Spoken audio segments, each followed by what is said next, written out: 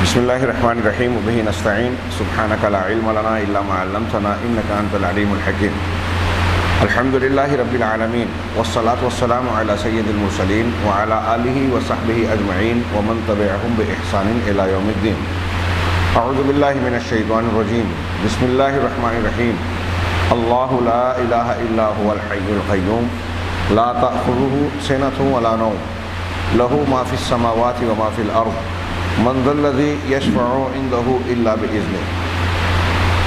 حاضرین گرامی، آیت الکرسی کے انتہائی شاندار مواد اور موضوع سے متعلق ہم بات چیت کر رہے ہیں۔ لا الہ الا اللہ کائنات کی سب سے بڑی حقیقت کی دلیل ہے۔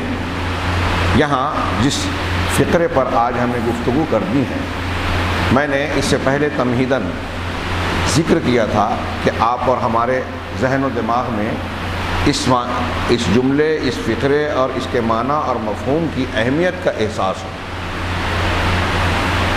میں اس بات کو آج پھر دوسرے الفاظ میں دہراتا ہوں کہ دنیا میں آج اگر آپ قبروں کی پوجا کرنے والوں، پرستش کرنے والوں کو، بزرگوں، اولیاء اور صالحین کی عبادت کرنے والوں کو دیکھیں گے، ان سے بات چیت کریں گے، تو جو بات وہ اپنی عبادت کی دلیل کے طور پر پیش کرتے ہیں، وہ اللہ تبارک و تعالیٰ کو مخلوقات کے زمرے میں سطح پر رکھ کے قیاس کرنے کے نتیجہ نظر آئے گا۔ مثال کے طور پہ وہ یہ کہتے ہیں کہ جیسے دنیا میں ہمیں کوئی بھی کام کرنے کے لیے ذرائع کی، وسائل کی واحد ہے، وسیلے کی ضرورت پڑتی ہے، تو اللہ تبارک و تعالیٰ کے پاس جانے کے لیے بھی یا اس سے قربت حاصل کرنے کے لیے بھی وسیلے کی ضرورت ہوگی۔ دنیا میں ہم دیکھتے ہیں کہ کوئی بادشاہ، حاکم، حکمراں ہے، اگر اس کے پاس ہمیں کام بنانا ہے تو ہم یہ دیکھتے ہیں کہ کون ایسا شخص ہے جس کی بات بادشاہ نہیں ٹالے گا، حاکم کے پاس اس کی اچھی عزت، مرتبہ یا جان پہچان ہے، کوئی دباؤ ہے، محبت ہے، تو ہم اس کو لگائیں اور وہ ہماری وہاں سفارش کرے۔ شفاعت، اسی کو اردو زبان میں سفارش کہتے ہیں۔ وہ اگر سفارش کرے گا تو میرا کام بن جائے گا۔ ہاں، اب آپ تھوڑی سی دو تین باتیں لمبی میں بہت ہی مختصر میں بیان کرنا چاہ رہا ہوں۔ شاہ اسماعیل شہید نے تقویۃ الایمان میں شفاعت کی جو قسمیں بتائی، دو صفحے میں دو جملے میں آپ کو بتاؤں کہ اب اگر آپ اور ہم کسی کو سفارشی بناتے ہیں تو دو تین چیزیں دیکھتے ہیں کہ یا تو یہ ایسا آدمی ہے جس کی عزت، وجاہت، مرتبہ اتنا زیادہ ہے کہ سامنے والا آدمی اس کی بات کو ٹال نہیں سکتا، اب یا تو اس کا احسان ہے یا وہ اس کا بڑا ہے جس کی وجہ سے اس کی بات ٹالتا نہیں ہے۔ جیسے بادشاہ کا وزیر ہے، بڑا تو نہیں ہے وزیر، لیکن بادشاہ کے سامنے یہ لگتا ہے، بادشاہ کو یہ لگتا ہے کہ وزیر میرا بہت سا کام نپٹاتا ہے، اگر یہ ناراض ہو گیا تو میرا کام بگاڑے گا، اگرچہ وہ بادشاہ کے انڈر میں ہے، کھل کے نہیں کرے گا لیکن نقصان پہنچا سکتا ہے۔ ہاں، لہٰذا مجھ کو اس کا کچھ دل رکھ لینا چاہیے، یہ میرے کاموں کو کرتا ہے تو میں اس کا ایک آدھ کام کر دوں۔ تو یہ ایک قسم کا دباؤ ہوا۔ کبھی وزیر چھوٹا ہے، کبھی ایسا ہوتا ہے کہ بھائی ایک آدمی ہے، آپ اس کے چاچا، اس کے دادا، اس کے والد اس کو بولتے ہیں، تو چاچا دادا کا ایک دباؤ، ایک عزت، ایک وجاہت ہوتی ہے جس کی بات کو وہ ٹال نہیں سکتا، رد نہیں کر سکتا۔ لہذا کہہ رہے ہیں کہ اب چاچا کو تم لے آئے ہو تو میں تم کو دینے والا تو نہیں تھا یہ نوکری، لیکن ابھی چاچا آ گئے ہیں، والد صاحب آ گئے ہیں، تو اب نوکری دینا پڑے گی۔ یہ سفارش دباؤ والی، جس کو اہل علم نے لکھا شفاعت وجاہت، دنیا میں چلتی ہے۔ کسی کے دباؤ کی وجہ سے کوئی بات منوا لینا، اس کا آپ یہاں یہ بھی دماغ میں ملحوظ رکھیے کہ جب ہم کسی کی سفارش لے کر دنیا میں کسی کے پاس جاتے ہیں کہ میرے لیے فلاں جگہ آپ سفارش کروا کے میرا کام بنا دیں، میری نوکری دلوا دیں، فلاں سے یہ بات منوا دیں، تو آپ کے دماغ میں یہ بات ہوتی ہے کہ میں اگر اکیلا جا کے اس سے یہ کہوں گا کہ میرا یہ کام کر دو، سیٹ سے کہوں گا، مالک سے کہوں گا، مینیجر سے کہوں گا، تو میرے اکیلے کی بات وہ نہیں مانے گا۔ جب آپ کو یہ ڈر ہے تب آپ کسی کو لگاتے ہیں، ایسے آدمی کو جس کا اس کے اوپر دباؤ۔ یہ دنیاوی شفاعت ایسی ہوتی ہے نا، یا تو دباؤ ہو، ایک شکل یہ بنتی ہے اب آپ کو امید ہے کہ میری اکیلے کی بات وہ نہیں مانے گا، تو اس کی بات آ جانے کے بعد میری اور اس کی بات مل جائے گی اور وہ ٹال نہیں سکے گا۔ اور ایسا ہوتا بھی ہے دنیا میں کہ آدمی یہ کہتا ہے کہ ٹھیک ہے اب تم فلاں آدمی کو لے آئے ہو تو میں کیسے یہ بات ٹالوں، بات آپ کی ماننا پڑے گی، رکھنا پڑے گی۔ یہ ایک دنیا کی ایک سفارش کی قسم ہے جس کو شفاعت وجاہت کہتے ہیں۔ کبھی کبھی ایسا ہوتا ہے کہ جس آدمی کے پاس ہم کو سفارش لگانی ہے اس کا کوئی بڑا چہیتا، بڑا محبوب، ایسا شخص جس سے وہ بڑی محبت کرتا ہے اور اس محبت میں اس کی کوئی بات ٹال نہیں سکتا۔ اب وہ بیگم ہو، ملکہ بیوی بیگم، یا بیٹی ہو شہزادی، یا عام حالات میں کوئی عام آدمی سیٹھ کی بیٹی، یا بیٹا ہو شہزادہ وغیرہ، اب ان کو بہت چاہتا ہے، اس سے ایک آدمی کی دوستی تعلق ہے، وہ کہتا ہے کہ یار تمہارے والد صاحب سے، یا عورت ہے تو وہ ملکہ سے کہتی ہے کہ جا کے تمہارے شوہر سے جو ہے بادشاہ سے میرے بیٹے کے بارے میں ایسا ایسا کہہ دو۔ اب وہ اٹھلا کے نخرہ کر کے اپنے شوہر سے بولتی ہے کہ میرا ایک چھوٹا سا کام تم کو آپ کو کرنا پڑے گا، وہ میری سہیلی ہے، اس کا بیٹا ہے، اس کو ایسے ایسے کام کو دینا پڑے گا۔ ارے وہ بہت بڑا کام ہے، یہ ہے نہیں، تجھ کو دینا ہے کہ نہیں دینا ہے پہلے یہ بولو۔ تو بادشاہ بولتا ہے چلو ٹھیک ہے دے دیا۔ یہ محبت میں ایک طریقے کا دباؤ قبول کر لیا، یہ دنیا میں یہ بھی ہوتی ہے۔ اب تھوڑی دیر کے لیے سوچو کہ کیا اللہ تبارک و تعالیٰ کی ذات کے پاس کسی کی بات کو منوانے کے لیے کسی کا دباؤ، کسی کا روب دبدبا ایسا ہے جیسا دنیا میں کسی بڑے کا ہوتا ہے یا وزیر کا ہوتا ہے کہ اللہ تبارک و تعالیٰ کے پاس ہم فلاں فلاں کو سفارش کے لیے جب ہم لگائیں گے تو اللہ تعالیٰ کو اس کی بات ماننا پڑے گی، دبنا پڑے گا۔ اللہ کو یہ ڈر ہے کہ اگر میں نے اس کی بات نہیں مانی تو میرا کام بگاڑے گا، دنیا کا نظام بگاڑے گا۔ جیسے بادشاہ کو ڈر ہوتا ہے، مالک کو ڈر ہوتا ہے، کمپنی کے مالک کو ڈر ہوتا ہے مینیجر ناراض ہو گیا تو میرا نقصان کر دے گا، ایسے اللہ کو کسی کے بارے میں ڈر ہے کہ اگر دنیا کے سارے اولیاء، صالحین، انبیاء، فرشتے اگر اللہ سے روٹھ جائیں تو اللہ کا کوئی بال برابر نقصان کر دیں گے۔ ایسا ہو سکتا ہے کیا؟ اللہ تبارک و تعالیٰ نے حدیث قدسی میں کہا کہ اے انسانوں اور جنوں، دنیا کے اول اور آخر تم سارے لوگ مل کر دنیا کے سب سے برے انسان کی طرح بن جاؤ تو میری سلطنت میں کوئی کمی نہیں پہنچا سکتے، مجھے ایک ذرہ برابر نقصان نہیں پہنچا سکتے۔ اور اے انسانوں اور جنوں، اول اور آخر کے لوگوں، تم سارے کے سارے دنیا کے سب سے متقی پرہیزگار انسان کی طرح ہو جاؤ، سب سے بہترین انسان کی طرح، تو میری سلطنت میں کوئی اضافہ نہیں کر سکتے، مجھے کوئی فائدہ نہیں پہنچا سکتے۔ یہ دو الگ الگ جملوں کو اکٹھا کر کے میں نے بیان کیا، صحیح مسلم کی حدیث قدسی حضرت ابو ذر غفاری اللہ کے رسول سے، اللہ کے رسول اللہ سے کہتے ہیں کہ اے میرے بندو، اے میرے بندو کہہ کے اللہ نے اس میں کئی جملے، کئی باتیں کہی ہیں۔ تو اللہ تبارک و تعالیٰ کو نہ کوئی نقصان پہنچا سکتا ہے، نہ کوئی فائدہ پہنچا سکتا ہے۔ اللہ پر کسی کا دباؤ نہیں ہے کہ اس کی بات نہیں مانے گا تو وہ ناراض ہو جائے گا۔ ایسے ہی اللہ تبارک و تعالیٰ کا کوئی ایسا چہیتا بندہ بھی نہیں ہے کہ اس کی محبت میں اللہ تعالیٰ اس کی غلط بات کو ماننے پر مجبور ہو جائے گا، اپنا فیصلہ بدلنے پہ مجبور ہو جائے گا۔ ایک آدمی کو اللہ تعالیٰ اگر اولاد دینا نہیں چاہتا تو دنیا کے سارے پیر، اولیاء، انبیاء، فرشتے مل کے کیا اللہ کو فورس کر سکتے کہ نہیں اللہ تعالیٰ تو نے فیصلہ کیا ہے کہ اس کو اولاد نہیں دے گا لیکن ہم کہہ رہے ہیں کہ اولاد دے دے؟ تو اللہ تعالیٰ بولے گا ٹھیک ہے، اب کیا کریں، تم لوگ سب کہہ رہے ہو تو دینا پڑے گا۔ کیا ایسا ہے؟ اللہ تعالیٰ کو کوئی ایسا مانتا ہے؟ قرآن میں بار بار ہم پڑھتے ہیں اللہ کی شان، فعال لما یرید، اللہ اس کام کو خوب کرنے والا ہے جو وہ چاہتا ہے۔ اللہ تبارک و تعالیٰ کے فیصلے کو کوئی بدل نہیں سکتا، کوئی ٹال نہیں سکتا، اور اللہ تبارک و تعالیٰ جو چاہتا ہے اس کو کوئی روک نہیں سکتا۔ یہ جو میں جملے بول رہا ہوں یہ قرآن و حدیث کے مختلف جملوں، اللہ کے ناموں کے تقاضے اور معنی اور مفہوم ہیں۔ اللہ تبارک و تعالیٰ جس سے ناراض ہوتا ہے اس کے نیک بندے اس سے ناراض ہوتے ہیں۔ مثال کے طور پہ میں اگر آپ سے سوال کروں کہ آپ میں سے، ہم میں سے کوئی ایسا آدمی ہے جس کو ابو جہل سے محبت ہو، فرعون کے کیریکٹر سے بڑا پیار ہو کہ مجھے تو فرعون بڑا اچھا لگتا ہے، کوئی بولے گا مسلمان؟ میں پوچھ رہا ہوں، بولے گا؟ نہیں بولے گا۔ کیوں؟ اگر وہ بولے گا تو کافر ہو جائے گا، کیونکہ جو اللہ کا، اس کے رسولوں کا دشمن ہے، حق کا دشمن ہے، وہ ایک مومن بندے کا دوست نہیں ہو سکتا۔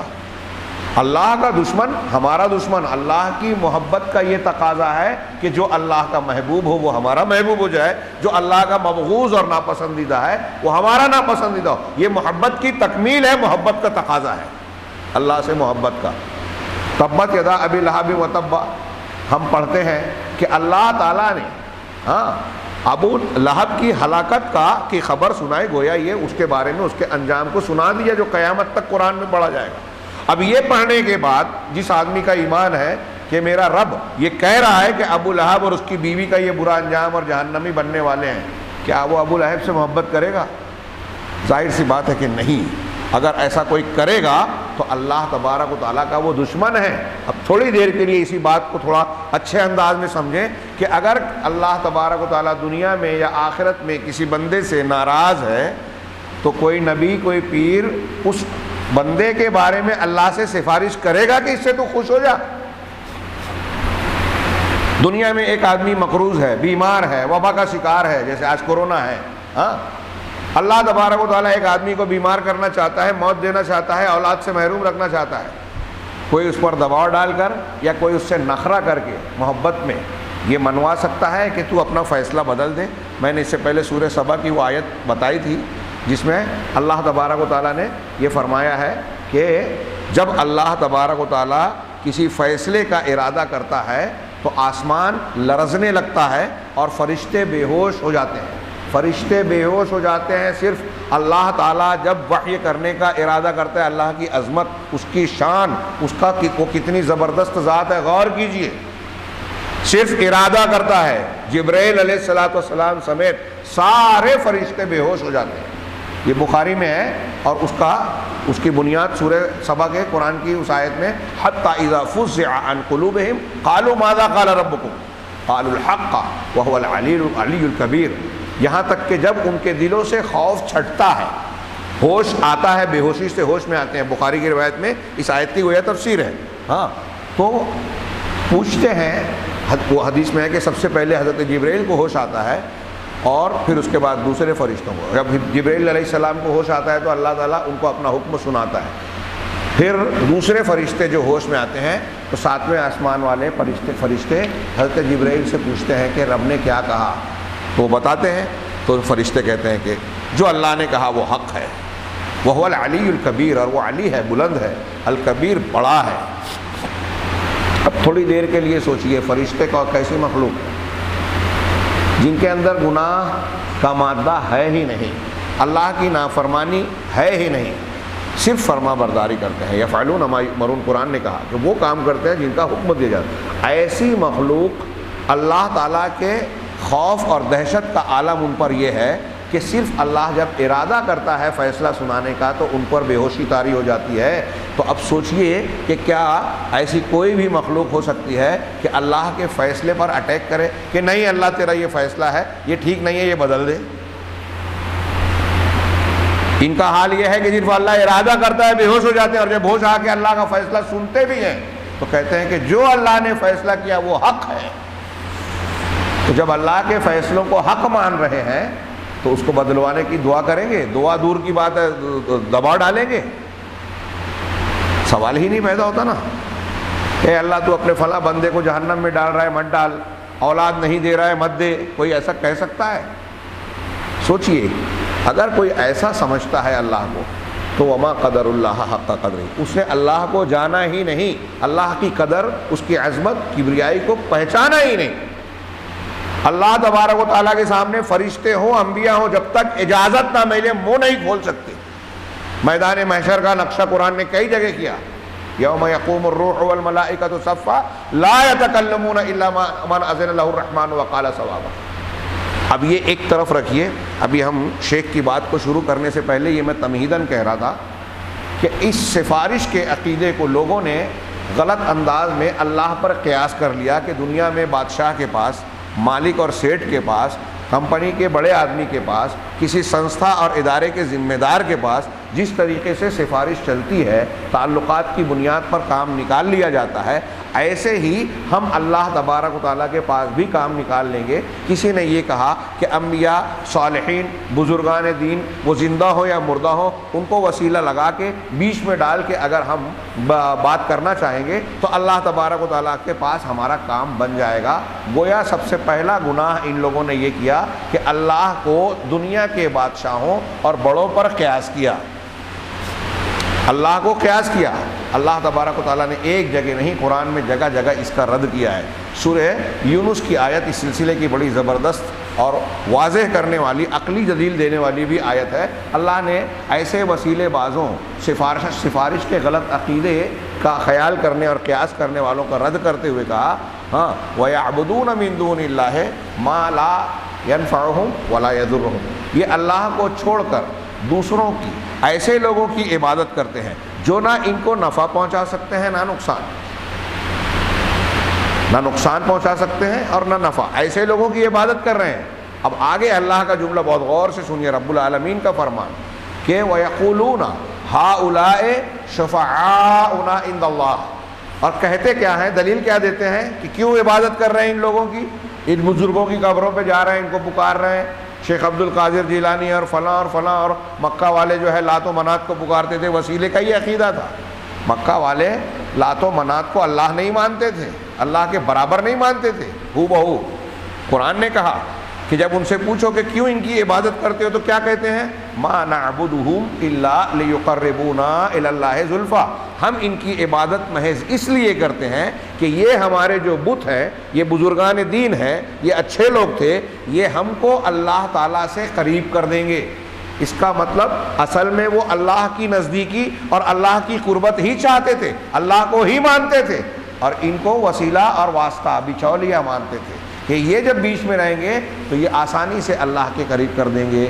یہی عقیدہ تھا کفار مکہ کا، اور اسی کی بنیاد پر قرآن نے، حدیث نے، اللہ کے رسول نے، اور ہم اور آپ ان کو مشرکین مکہ کہتے ہیں، کفار مکہ کہتے ہیں۔ اور آج وہی لوگ بزرگان کو مان کر ویسے ہی جب کام کرتے ہیں تو ہم کہتے ہیں کہ اسلام ہے۔ قرآن حدیث کو کھینچ تان کے اپنے عقل اور دماغ کی بنیاد پہ الٹا سیدھا معنی پہنا کر غلط سلط تحریف کر کے لوگوں کو بھی گمراہ کرتے ہیں۔ اور آج کتنے ایسے لوگ ہیں جو اپنے آپ کو مسلمان کہتے ہیں، قرآن حدیث کو پڑھنے ماننے کا دعویٰ کرتے ہیں، آج تراویح پڑھ کر روز قرآن سنتے ہیں، قرآن کی تلاوت کرتے ہیں، روزہ رکھتے ہیں، لیکن اللہ تبارک و تعالیٰ کے مقام کو نہیں پہچان کر دنیا کی طرح اللہ تبارک و تعالیٰ کی جناب میں اپنے سفارشی بناتے ہیں۔ کن لوگوں کو؟ مردوں کو، جو گزر چکے ہیں۔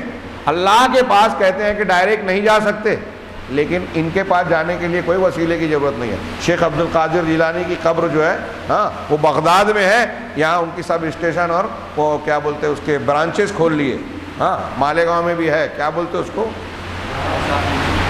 چھلاوا، کہ قبر کا کوئی اینٹ لے آئے، کوئی لے آئے، عجیب بے وقوفی۔ اور یعنی ایک شیخ کا انتقال ہو گیا، ان کے چھلاوے آپ نے بنا لیا، عقیدہ رکھ لیا ہر جگہ، ان کے پاس پہنچنے کے لیے کسی وسیلے کی ضرورت نہیں ہے۔ ہاں کسی نیٹ ورک، وہاں سارا نیٹ ورک آپ کا ٹھیک ٹھاک ہے، اللہ تعالیٰ کے پاس جانے کے لیے نیٹ ورک بگڑ گیا، جبکہ اللہ قرآن میں کہہ رہا ہے کہ ہم تمہاری شہ رگ سے بھی زیادہ قریب ہیں۔ کوئی ہے مسلمان جو یہ بات نہیں جانتا؟ نحن اقرب الیہ من حبل الورید، ہم انسان کی رگ جاں سے حبل الورید سے بھی زیادہ قریب ہیں۔ سوچئے، اللہ خود کہہ رہا ہے، اللہ کہہ رہا ہے اس ادعونی استجب لکم، مجھ سے مانگو، مجھ کو پکارو، میں دوں گا تم کو۔ غالباً جمعہ کے خطبے میں یہی میں نے بیان کیا، یا وہاں ہاں شاہ اسماعیل نے بڑی پیاری بات کہی۔ ایک بادشاہ کسی انسان کو، رعایا کو بلائے اور بولے کہ مجھ سے کیا چاہیے، مانگ، میں دینے کے لیے تیار ہوں۔ تو وہ جو عام آدمی ہے، اسی بادشاہ کی سلطنت میں رہنے والا، کہے کہ آپ تو بادشاہ ہیں، میں معمولی آدمی ہوں، تو میں آپ سے کیسے مانگ سکتا ہوں، میں آپ سے نہیں مانگوں گا، آپ کے وزیر کو جا کے بولتا ہوں۔ بادشاہ کہہ رہا ہے بول، میں تجھ سے بلا کے پوچھ رہا ہوں۔ بولے نہیں، میں ڈائریکٹ نہیں بولوں گا، فلاں کو بولوں گا۔ ہاں بادشاہ بڑا ہے تو یہ بے عزتی ہو جائے گی، تو بادشاہ کیا کرے گا؟ اس کو خوش ہو جائے گا اس سے، کہہ رہے میں پوچھ رہا ہوں، یہ بول نہیں رہا ہے، تو خوش ہو جائے گا، سزا دے گا۔ شاہ اسماعیل نے یہی کہا کہ دیکھیے، بادشاہوں کا بادشاہ اللہ تبارک و تعالیٰ اپنے کلام پاک میں بالکل صاف صاف کہہ رہا ہے، ہاں ادعونی استجب لکم، مجھ سے دعا مانگو، مجھ کو پکارو، میں تمہاری پکار اور دعا کو قبول کروں گا۔ اور بندہ کہہ رہا ہے کہ میں وسیلہ لگاؤں گا، تجھ سے ڈائریکٹ نہیں مانگوں گا۔ تو یہ اللہ کی بے عزتی نہیں ہے تو اور کیا ہے؟ اللہ کی عظمت، اس کی کبریائی کے خلاف بات ہے۔ جو لوگ ایسا کہہ رہے ہیں وہ اللہ کی شان میں گستاخی کر رہے ہیں، مانے یا نہ مانے۔ بزرگان دین کو مان نہیں رہے ہیں، بزرگان دین کی مخالفت کر رہے ہیں۔ ایسا کر کے اللہ کے نبی صلی اللہ علیہ وسلم کی تعلیمات کی بھی مخالفت کر رہے ہیں، اور جتنے سچے بزرگان دین گزرے ہیں، وہ شیخ عبد القادر جیلانی رحمہ اللہ ہوں اور دوسرے بڑے بڑے جو بزرگان، اور ان کی تعلیمات کی بھی خلاف ورزی کر رہے ہیں یہ لوگ۔ ان کی دوستی کے نام پر ان کے دشمن ہیں۔ اللہ کے گھر میں پوری ذمہ داری سے کہہ رہا ہوں، اور یہ عقیدے کی ایسی بات ہے کہ ہمیں اس بات کی پرواہ نہیں ہونی چاہیے کہ کوئی ناراض ہو رہا ہے کہ کوئی برا مان رہا ہے۔ اگر اس معاملے میں ہماری گردن کٹتی ہے تو یہ فخر کی بات ہے، سعادت کی بات ہے، انشاءاللہ کامیابی اور اعلیٰ مقام ملے گا۔ عقیدے ہی کے لیے تو انبیاء کرام کو امتوں سے جھگڑا ہوا، اس جھگڑے میں اگر جان جاتی ہے تو خوشی کی بات ہے۔ بہرحال اللہ تبارک و تعالیٰ کی یہ جو میں نے کچھ باتیں بیان کی، اللہ تعالیٰ نے سورہ یونس میں کہا کہ کہتے کیا ہیں یہ لوگ بزرگوں کو پوچھتے ہوئے، ہؤلاء شفعاؤنا عند اللہ، یہ اللہ کے پاس ہمارے سفارشی ہیں۔ کون؟ کفار مکہ کا جواب اور مشرکین کا جواب بتا رہے ہیں۔ میں نے اس سے پہلے آپ لوگوں کو بتایا کہ نوح علیہ السلام کی قوم سے لے کر آج تک مشرکین کے شرک کی چکی کا پاٹ صفات اور وسیلے کے گرد گھومتا ہے، اس لیے اس کو اچھی طریقے سے سمجھ لے۔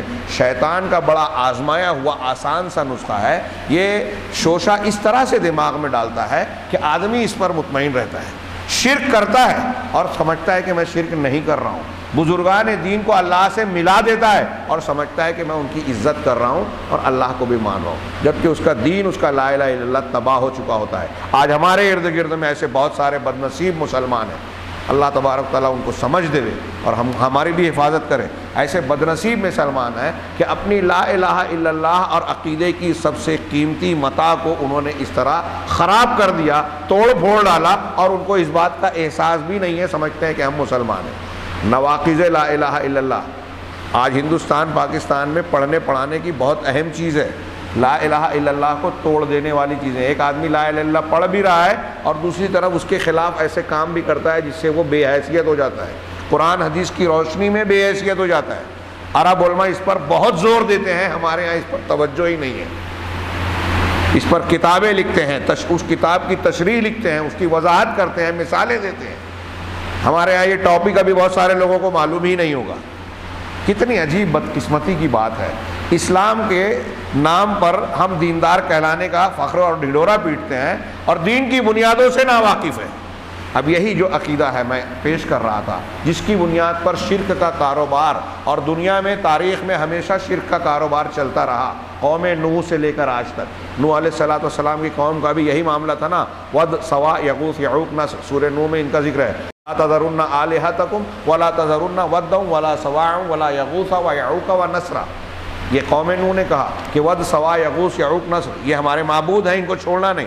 حضرت ابن عباس کہتے ہیں، صحیح بخاری میں روایت ہے کہ یہ نوح علیہ السلام کی قوم کے 5 نیک صالح اور اچھے لوگ تھے، یہ جلدی جلدی ان کی موت ہو گئی، تو شیطان نے آ کے لوگوں کو کہا، ارے اتنے نیک لوگ اچھے لوگ تھے، یہ دنیا سے چلے گئے تو ان کو بھلا دو گے کیا؟ ان کی یادگار بنا لو تاکہ ان کو یاد کر کے اپنے آپ کو اور اپنے اگلی نسل کو بتانا کہ یہ ایسے ایسے لوگ تھے، تو ان کی جو ہے ان کی شان میں مطلب ان کو یاد کر کے ان کے جیسا بننے کی کوشش کریں گے، ان کو نمونہ بنائیں گے۔ کہا ہاں یہ بڑی اچھی بات ہے، تو ان کی تصویریں اور مجسمے بنا لیے۔ ابھی پوجا پاٹ نہیں شروع کی تھی، تصویریں اور مجسمے بنانا اہل علم نے لکھا کہ یہ بدعت تھی، یہ بدعت شرک کا دروازہ ہے۔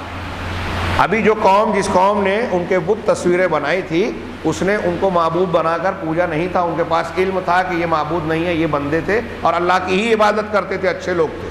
اب جب ایک نسل گزر گئی، حضرت ابن عباس کہتے ہیں کہ جب لوگ چلے گئے، فلما نسی العلم، جب لوگ چلے گئے یہ جو بنانے والے تھے اور علم کو بھلا دیا گیا، عبادت تو ان بتوں کی عبادت شروع ہو گئی۔ شیطان نے آ کے ان کو پڑھایا، بعض روایت اور بعض اہل علم نے تشریح کی، شیطان نے آ کے اگلی قوم کو، اگلی نسل کو بتایا، کہہ رہے تمہارے باپ دادا یہ جو تصویریں بنی ہیں، بت بنے ہیں نا، تمہارے باپ دادا ان کی پوجا پاٹ کرتے تھے، عبادت کرتے تھے، اور ان کے وسیلے سے اللہ کو پکارتے تھے، ان کو ذریعہ بناتے تھے اللہ کے بیچ میں۔ تو قوم نے کہا کہ ارے باپ دادا یہ کرتے تھے تو باپ دادا کہاں غلط ہو سکتے ہیں؟ آج کل یہ بہت بڑی دلیل ہے ہر باطل کی، ہمارے باپ دادا کرتے آ رہے ہیں، اتنے لوگ کرتے آ رہے ہیں، اور ہر قوم، ہر مسلک والے کے پاس عالم ہے، لمبی داڑھی ہے، لمبے کرتے ہیں، ذہین لوگ ہیں، بڑے بڑے لوگ ہیں، تو اتنا ذہین آدمی ہے تو یہ غلط کیسے ہو سکتا ہے؟ تو دنیا میں کون سی قوم ہے جس کے پاس ذہین لوگ نہیں ہیں؟ یہ دلیل اور معیار نہیں ہے۔ وہ ہندو ہوں، ہاں، نازی ازم کو ماننے والے جرمنی کے لوگ ہوں، عیسائی ہوں، یہودی ہوں، ذہانت میں ایک سے ایک ہیں دانشور، لیکن شخصیات اور مشہور لوگوں کے پیچھے اگر جانے کی بات ہے تو دنیا کا کوئی مذہب غلط نہیں ہے، پھر ایسا بولنا پڑے گا، سب سچے، سب اچھے۔ دلیل کیا ہوتی ہے؟ پروف کی بنیاد پہ یہ طے ہوتا ہے کیا صحیح ہے، کیا غلط ہے، کیا حق ہے، کیا باطل ہے۔ تو بہرحال بات تھوڑی سی پھیل گئی، میں واپس آؤں۔ حضرت نوح علیہ السلام کی قوم کے لوگوں کو یہ جب سبق پڑھا دیا، وہی آج تک شیطان پڑھا رہا ہے۔ آپ ایک قبر کو پوجنے والے انسان سے پوچھو گے کہ تم کہو گے کہ شرک کر رہے ہو، وہ بھڑک جائے گا، میں کہاں شرک کر رہا ہوں؟ کہا ان کی یہ عبادت تھوڑی ہے، ان کو وسیلہ بنا رہا ہوں اللہ کے پاس۔ اب قبر پہ سجدہ کر رہا ہے، نظر و نیاز کر رہا ہے، وہاں طواف کرتا ہے، وہاں وہ کام کرتا ہے عقیدت کے ساتھ میں جو اللہ کے علاوہ کسی کے لیے جائز نہیں ہے، جو اللہ کے گھر کے علاوہ اللہ نے کہیں اور کے لیے اجازت نہیں دی طواف کرنا، حجر اسود کے علاوہ کسی اور کو چومنے کی تعلیم قرآن حدیث میں نہیں ہے، لیکن یہاں معلوم نہیں کتنی چیزوں کو چوما چاٹا جا رہا ہے، بزرگان کے ہاتھ کو، ان کے پتھروں کو، ان کے بیٹھنے کی جگہ کو، اور پتہ نہیں کس کس چیز کو، اور عقیدہ بھی صحیح سلامت ہے ان کا نہیں۔ اللہ نے کہا وَيَقُولُونَ هَؤُلَاءِ شُفَعَاؤُنَا، یہ کہتے یہ ہے کہ یہ اللہ کے پاس ہمارے سفارشی ہیں۔ اللہ نے اس کا رد کرنے کے لیے جو جملہ آگے بیان کیا، اس ایک جملے کو سمجھ لو، آج کا درس میں سمجھوں گا کہ ہمارے لیے اللہ نے قبول کر لیا۔ اللہ نے کہا أَتُنَبِّئُونَ اللَّهَ قُلْ أَتُنَبِّئُونَ اللَّهَ بِمَا لَا يَعْلَمُ فِي السَّمَاوَاتِ وَلَا فِي الْأَرْضِ، آپ ان سے کہیے کہ کیا تم اللہ کو وہ بات بتاتے ہو جو آسمانوں میں اور زمین میں اللہ کو نہیں معلوم ہے؟ کہہ رہے ہو کہ یہ اللہ کے پاس ہماری سفارش کرنے والے ہیں، تو تم اللہ کو وہ بات بتا رہے ہو جو اللہ کو نہیں معلوم۔ اس جملے کا دو معنی علماء نے بیان کیا، قرآن کا، اللہ کا، اور دونوں معنی صحیح ہے۔ کیا پہلا معنی کہ تم یہ کہہ رہے ہو کہ یہ لوگ اللہ کے پاس ہماری سفارش کرنے والے ہیں، اللہ کو نہیں معلوم، تم بتا رہے ہو۔ اللہ کو تو نہیں پتا کہ یہ سفارش کریں گے، تم کو معلوم ہے اور تم اللہ کو بتا رہے ہو۔ تو یہ ایسی بات ہو سکتی ہے کہ اللہ کو خبر نہ ہو، بندے بتائیں؟ ہاں نہیں نا۔ ایک تو پہلو یہ ہے، دوسرا دنیا کی سفارش بولتے ہیں نا، ارے تم بغیر بیوی کے روٹی نہیں کھا سکتے، سیڑھی کے بغیر چھت پہ نہیں چل سکتے، اگر اس سے اوپر جانا ہے تو اس سے بڑے وسیلے کی ضرورت ہے، اس سے اوپر جانا ہے تو اس سے بڑے وسیلے کی، چاند پہ جانا ہے تو راکٹ کی ضرورت ہے، اور فضا میں جانا ہے تو آج سیٹلائٹ کی اور شٹلز کی ضرورت ہے، اور نہ جانے کیا کیا۔ تو دنیا میں کوئی کام وسیلے کے بغیر نہیں ہو سکتا ہے، تو اللہ کے پاس بغیر وسیلے کے چلے جاؤ گے؟ تو ہم کہیں گے ہاں، اللہ نے قرآن میں کہا ہے لا تضربوا للہ الامثال، اللہ کے لیے مثالیں مت دو۔ اب یہ چھت، اس پر چڑھنے کے لیے ہم کو دادر سیڑھی کی ضرورت ہے، ٹھیک ہے، یہ چھت دور ہے نا ہم سے، اس لیے اگر ایک آدمی آلریڈی پہلے سے چھت پر موجود ہے تو چھت پر رہتے ہوئے کیا وہ سیڑھی لگائے گا؟ چھت پر رہنے والے کو سیڑھی کی ضرورت ہے؟ اب اللہ تو کہہ رہے ہیں نا کہ ہم تمہاری شہرک سے زیادہ قریب ہیں، تو اب کائے کے وسیلے کی ضرورت ہے؟ اور ایک جاہل مسلمان سے بھی آپ پوچھو کہ اگر کوئی آدمی اللہ تبارک و تعالیٰ کی شان میں گستاخی کرے گا، گالی گلوچ کرے گا تو کیا ہوگا؟ تو عام اور جاہل مسلمان بھی یہ دماغ میں جانتا ہے، مانتا ہے، ہو سکتا ہے کہ فوراً اس پر اللہ کا عذاب آ جائے، اور ایسا تاریخ میں ہو چکا ہے، ایسا کوئی ہوائی بات نہیں ہے۔ ہاں، ڈرتا ہے ایک آدمی، میرے منہ سے کوئی گندی بات، اللہ کی شان کی گستاخی کی بات نکل گئی تو فوراً کوئی بات نہیں، اللہ توبہ کرتے ہیں نا جاہل لوگ بھی۔ ان کو عقیدہ ہے کہ ہم نے ایک ایسی بات کہہ دی کہ اللہ تعالیٰ سن کے ناراض ہو جائے گا تو عذاب نہ ڈال دے وے۔ تو علامہ احسان علیہ ظہیر نے اس پر بڑی پیاری بات کہی کہ ایک جاہل مسلمان بھی یہ مانتا ہے کہ اگر اللہ کی شان میں گستاخی کوئی کرے گا، اللہ کو کوئی گالی دے گا، تو گالی اور گستاخی فوراً پہنچ جائے گی، اور دعا مانگو گے تو کسی کے وسیلے کے بغیر نہیں پہنچے گی۔ کون سی عقل ہے آپ کی؟ اور اللہ تعالیٰ کو آپ نے کیا بنا دیا؟ اللہ کی عزت کر رہے ہو کہ بے عزتی کر رہے ہو؟ اللہ کی عظمت کو مان رہے ہو کہ اللہ تبارک و تعالیٰ کی عظمت کا انکار کر رہے ہو؟ قرآن کہہ رہا ہے. تو دنیا میں یہاں ایک دوسرا جو اس سورہ یونس کے جملے کا معنی ہے کہ تم اللہ کو وہ چیز بتاتے ہو جو آسمان زمین میں وہ نہیں جانتے. دنیا میں جب آپ کسی کے پاس وسیلہ لگواتے ہو ہاں کہ میری چل کے فلاں جگہ سفارش کر دو، تو وہاں کیا ہوتا ہے؟ جیسے بادشاہ کے پاس ایک عام آدمی وزیر کو لے کے جا رہا ہے، بادشاہ کی جگہ آج کمپنی کا مینیجر مالک کر لو، تو کیوں لے کے جاتا ہے؟ اس لیے کہ وہ مالک اور وہ بادشاہ جو ہے وہ اس عام آدمی کو پہچانتا نہیں ہے، جانتا نہیں ہے. وزیر جانتا ہے، جس کو بیچ میں وسیلے کے طور پہ ڈالا ہے اس کو جانتا پہچانتا ہے. تو اب وہ آدمی جا کے کہتا ہے کہ بادشاہ یا مالک یہ جو فلاں آدمی ہے نا، میں اس کو پہچانتا ہوں، بڑا محنتی ہے، قابل ہے، ایماندار ہے، ایسا ایسا ہے، اسے فلاں کام کے لیے رکھ لیا جائے. تو یہ جو وزیر یا بیچ کا وسیلہ لگانے والا، وسیلہ بننے والا آدمی مالک سے جو کہہ رہا ہے، یہ سمپل بات ہے نا کہ مالک کو اس کے بارے میں معلوم نہیں ہے. یہ بیچ والا بتائے گا کہ ایسا ایسا ہے، میں جانتا ہوں، میں گارنٹی لیتا ہوں، اور اس پر بھروسہ کرنے کی وجہ سے مان لے گا کہ ہاں یہ جو کہہ رہا ہے سچ ہے، قابل ہے، ایماندار ہے، رکھ لو.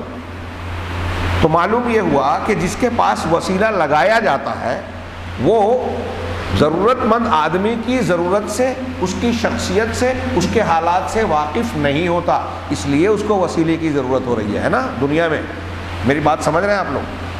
اب تھوڑی دیر کے لیے اسی بات کو جو دنیا میں ہوتی ہے اللہ پہ فٹ کرو کہ کیا کوئی پیر، کوئی ولی، کوئی نبی، کوئی فرشتہ اللہ تعالیٰ کے پاس کسی بندے کے بارے میں یہ بتائے گا کہ اے اللہ یہ تیرا فلاں بندہ ہے، اس کا ایسا ایسا نام ہے، اس کو جو ہے اولاد نہیں ہو رہی ہے، ہاں اور بہت اچھا آدمی ہے، مسلمان ہے. اللہ کو نہیں معلوم ہے کہ وہ مسلمان ہے، اللہ کو نہیں معلوم ہے کہ اس کے پاس اولاد نہیں ہے، اللہ کو نہیں معلوم ہے کہ وہ بیمار ہے، اس کے اوپر قرضہ ہے، وہ بیماری اور پریشانی کا شکار ہے، اس کے گھر میں ایسا ایسا مسئلہ ہے. یہ قبر والے بابا جا کے بتائیں گے اللہ کو نہیں معلوم ہے. سوچئے، یہ معنی ہے اس آیت کا، اَتُنَبِّئُونَ اللَّهَ بِمَا لَا يَعْلَمُ فِي السَّمَاوَاتِ وَلَا فِي الْأَرْضِ. کیا اللہ کو تم وہ بات بتاؤ گے جو اللہ کو آسمان اور زمین میں نہیں معلوم ہے؟ دنیا میں سفارش جو کرتا ہے وہ بتاتا ہے کہ یہ ایسا ایسا ہے، تو یہ لوگ جا کے اللہ کو بتائیں گے کہ تیرا فلاں بندہ ایسی ضرورت کا شکار ہے، اس کی ضرورت پوری کر دے. اللہ کو نہیں معلوم ہے. اگر آپ دنیا کی سفارش اور شفاعت کو قیاس کر کے اللہ پر فٹ کر رہے ہو تو اللہ کو بھی ویسا ہی مان رہے ہو جیسے بادشاہ ہے، جیسے مالک ہے، جیسے انسان ہے، کہ ان کو دنیا کے لوگوں کے بارے میں خبر نہیں ہے، سب کو پہچانتے نہیں، تو اللہ بھی اپنے بندوں کو پہچانتا نہیں ہے. آپ ایسا مان رہے ہو؟ اللہ کو اپنے بندوں کی ضرورت معلوم نہیں ہے، ایسا مان رہے ہو؟ تو جن کو سفارشی بنایا ہے وہ جا کے آپ کے بندے کا تعارف بھی کرائیں گے، ان کی ضرورت بھی بتائیں گے.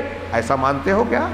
وما قدر اللہ حق قدرہ اتنبئون اللہ بما لا يعلم فی السماوات ولا فی الارض کا ایک معنی یہ ہوا.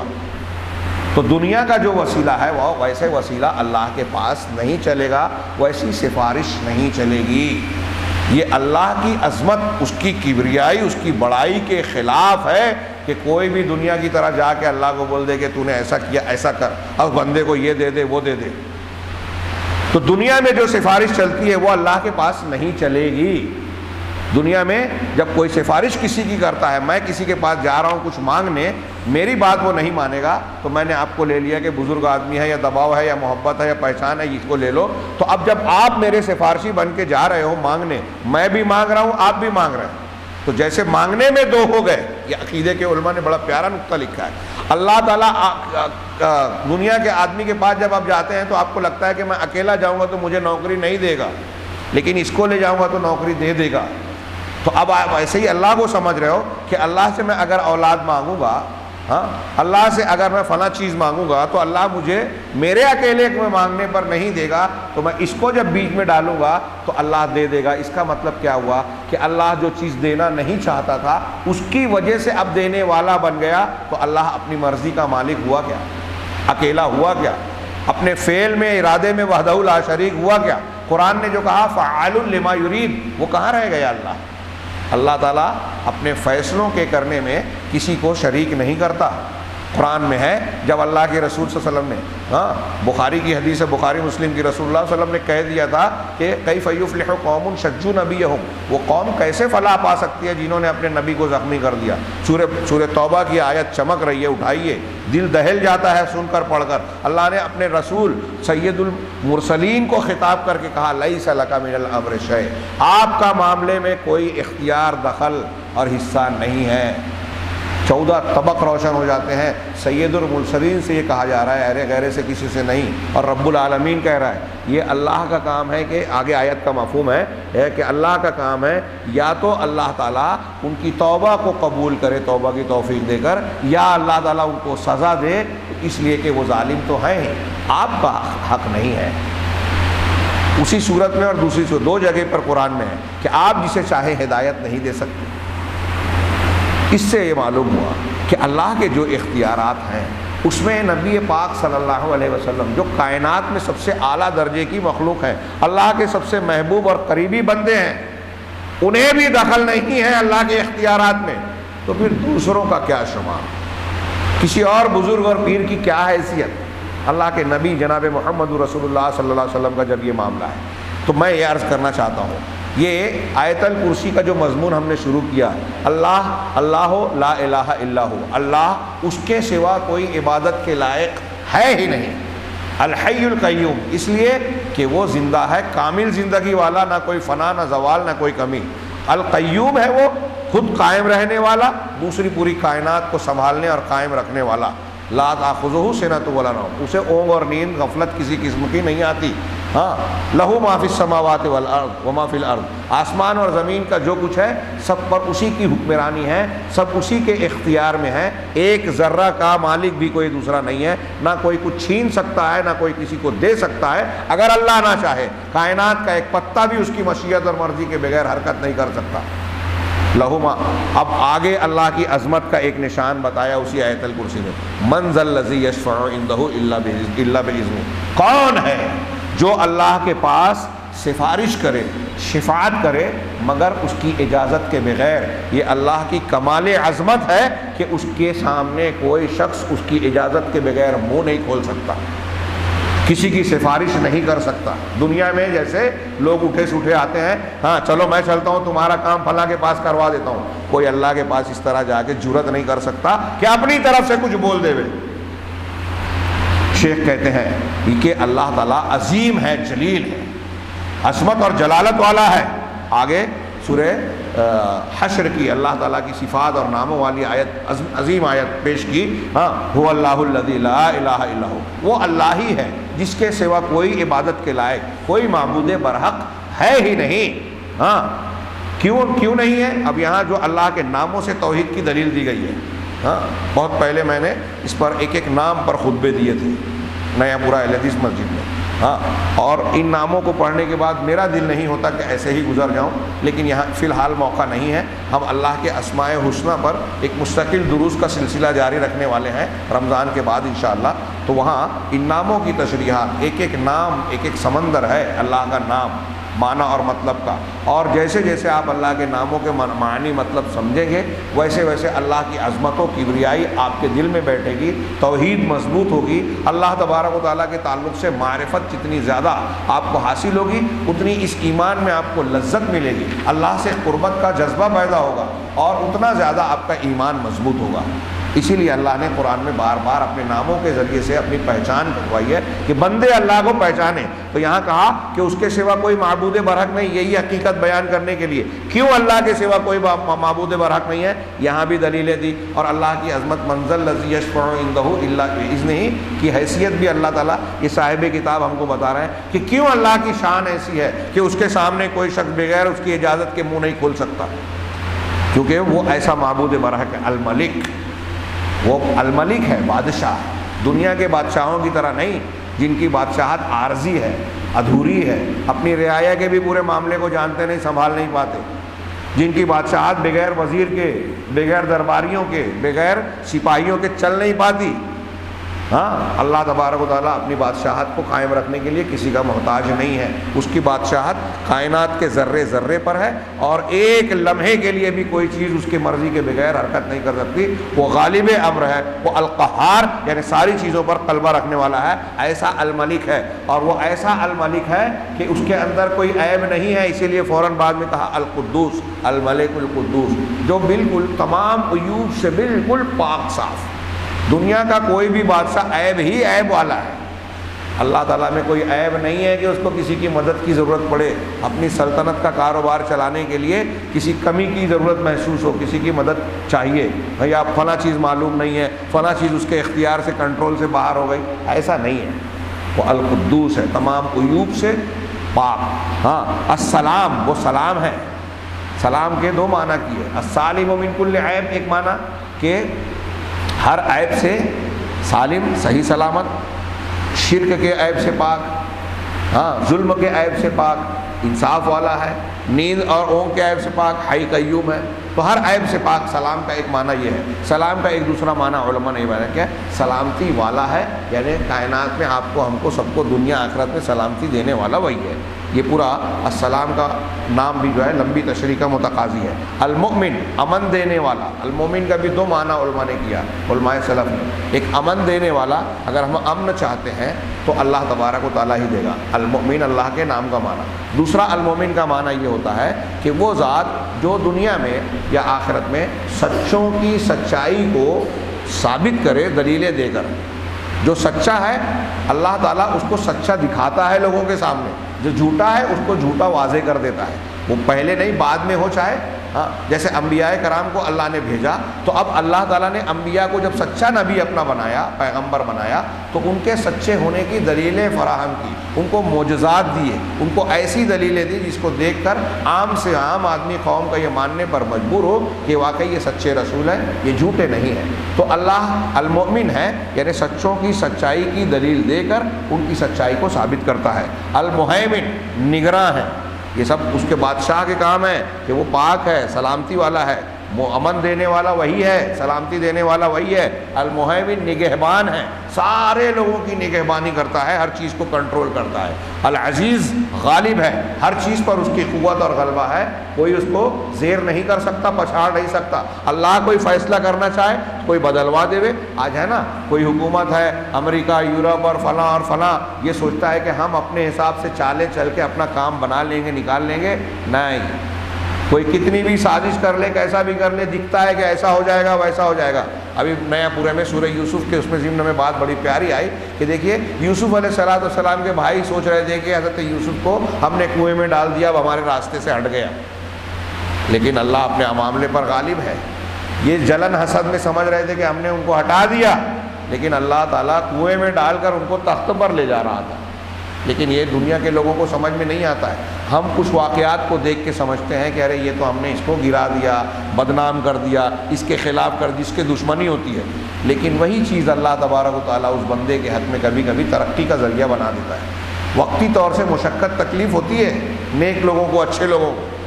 کمزور نظر آتے ہیں. انبیاء کو اکثر دیکھیے کہ ان کے مخالفین کے سامنے انبیاء کی حیثیت کمزوروں کی نظر آتی ہے.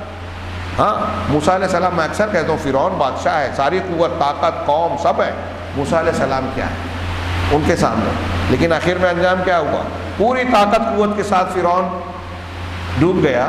حضرت موسیٰ علیہ السلام اور ان کی قوم جو ٹوٹی پھوٹی غلامی سے نکلی ہوئی تھی، اس کو زمین کی وراثت مل گئی، قوت تمکنت مل گئی. تو یہ اللہ کی تدبیریں ہیں جو وہ کرتا ہے. سارے لوگوں کو جانتا ہے، نگرانی کر رہا ہے. اچھا ہو برا ہو، کوئی اپنے آپ کو کتنا بھی چالاک سمجھے کہ میں نے ایسی چال چلی ہے کہ لوگ سمجھ نہیں پائیں گے، اور اپنا کام نکال لیا، گناہ کیا، پکڑا نہیں گیا، سازش کی اور فلاں کام نکال لیا، کامیاب ہو گیا، ہاں مشین بدل دی، ووٹنگ لے لی، اور پھر دنیا میں نے جراثیم پھیلا کر، وبا پھیلا کر ویکسین بیچ ڈالا. جو بھی کر رہا ہے آدمی وہ ہو رہا ہے تو وہ بھی اللہ کی مشیت کے بغیر نہیں ہو رہا ہے. یہ جو کورونا کی وبا اور فلاں ڈیما، اللہ کی مرضی کے بغیر کچھ نہیں ہوتا. مہنگائی بڑھ رہی ہے، اللہ بڑھا رہا ہے. وبا پھیل رہی ہے، اللہ پھیلا رہا ہے. سازش ہو، وجہ کوئی بھی ہو، پھیلانے والا، کرنے والی ذات اللہ ہے. یہ ہم روز بولتے ہیں، مانتے نہیں ہیں. اب جب بیماری پھیل رہی ہے، پریشانی بڑھ رہی ہے، تو اللہ ہی کی طرف پلٹ کے دعا مانگنی چاہیے نا، توبہ کرنی چاہیے نا، اور رمضان میں تو اور زیادہ۔ لیکن لوگ اسی پہ پڑے ہیں کہ بی جے پی کی پالیسی ایسی ہے، فلاں کا معاملہ ایسا ہے۔ وہ ہے اپنی جگہ ہے، لیکن اگر بچنا ہے، مانگنا ہے، نجات پانا ہے تو صرف اللہ سے مانگنا۔ یہ عقیدے کا حصہ ہونا چاہیے۔ تو المہیمن، العزیز، غالب وہی ہے، الجبار، زور آور۔ جبار کا معنی زور آور، یعنی ساری چیزوں پر غلبہ رکھنے والا۔ دو تین معنی ہوتا ہے الجبار کا۔